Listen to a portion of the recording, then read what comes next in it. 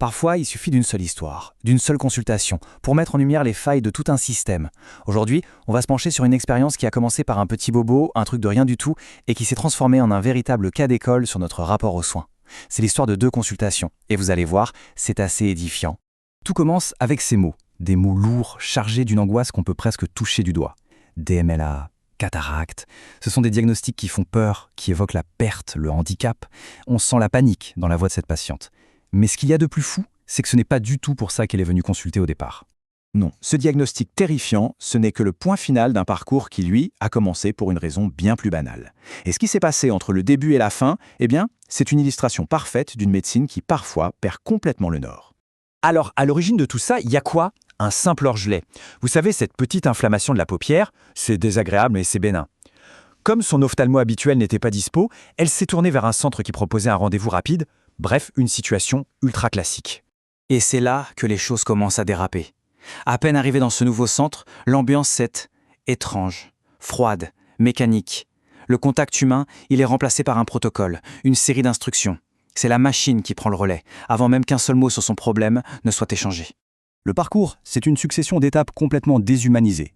Étape 1, on l'assoit devant une machine. Étape 2, on la change de salle pour une autre machine. On lui fait lire des lettres, des chiffres. Mais à aucun moment, personne ne lui pose la question la plus simple du monde.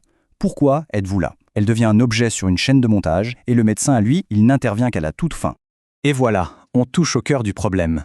Ce décalage, ce fossé total. D'un côté, on a une personne avec un besoin simple, précis. Et de l'autre, on a un système qui déroule sa procédure en pilote automatique sans même prendre la peine de poser la question la plus élémentaire. Enfin, après ce parcours du combattant technologique, elle rencontre le médecin. On pourrait se dire « Ouf, enfin un être humain, ça va aller mieux !» Eh bien, pas du tout. En fait, c'est là que la situation est sur le point de devenir un vrai cauchemar. Et voilà comment le verdict tombe.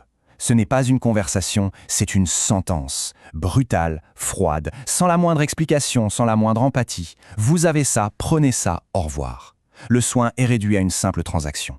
C'est glaçant. Et là, on comprend la violence de l'annonce. Pour cette patiente, la DMLA, ce n'est pas juste un terme médical. C'est l'histoire de sa mère qui a perdu la vue à cause de cette maladie. Donc ce diagnostic, il ne fait que réactiver un traumatisme familial, une peur viscérale. Alors, sous le choc, elle essaye de comprendre. Elle explique qu'elle a vu un autre médecin il n'y a pas si longtemps et que tout allait bien. Mais au lieu d'une explication, elle se heurte à un mur. Le médecin se braque, il se vexe presque et met fin à la conversation en la renvoyant. C'est terminé. Et le comble de l'absurdité dans tout ça, c'est son orgelet. La raison pour laquelle elle est venue au départ, eh bien, il n'a jamais été examiné, jamais mentionné.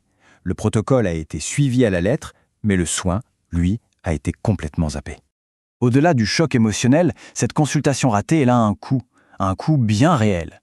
Et elle ne se mesure pas seulement en l'argent, mais aussi en temps perdu et, le plus grave, en confiance brisée. D'abord, il y a le coût financier, bien sûr. 80 €. Payé de sa poche pour une consultation qui, non seulement n'a servi à rien, mais qui a en plus fait des dégâts. Sans même parler de la part qui est remboursée par la collectivité. Et puis, il y a le coût en temps. 45 minutes. C'est le temps qu'il a fallu à un autre médecin, un généraliste cette fois, non pas pour soigner au départ, mais pour réparer. Traiter l'orgelet, bien sûr, mais surtout pour gérer l'angoisse et déconstruire le traumatisme de l'annonce. Mais les coûts les plus importants, eux, sont invisibles. Ce sont les nuits sans sommeil, la peur panique de finir comme sa mère, et par-dessus tout, la confiance envers le corps médical qui est profondément ébranlée. Et ça, c'est un dommage bien plus difficile à réparer qu'un simple orgelet. Finalement, cette histoire, c'est la collision entre 2 visions de la médecine. D'un côté, une médecine des protocoles, de la performance. De l'autre, une médecine de l'écoute, de l'humain. Et ça nous amène à une question assez fondamentale. Parce que le second médecin, le généraliste, qu'est-ce qu'il a fait? Il a commencé par la base. Il a écouté, il a traité le problème pour lequel elle venait, il a pris le temps de la rassurer, et seulement ensuite, il a planifié la suite des vérifications. Il a juste remis l'humain avant le protocole. Et c'est là toute la question que cette histoire nous renvoie. À quel moment a-t-on accepté qu'un parcours de soins puisse commencer par une machine, plutôt que par la plus simple des questions, qu'est-ce qui vous amène?